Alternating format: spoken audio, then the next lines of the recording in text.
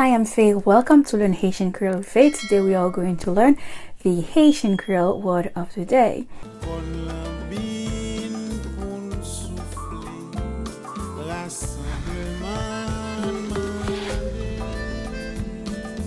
The Haitian Creole word of the day is lac, lac. Bait, bait. Ou pas bon pour faire lac, pour pêcher poisson. You can even be used as bait for fishing. that of which means you are worthless. How do you say bait in Haitian Creole? The way you say bait in Haitian Creole is lac. If you like this video, give it a thumbs up and do not forget to subscribe to our channel. Until next time, bye.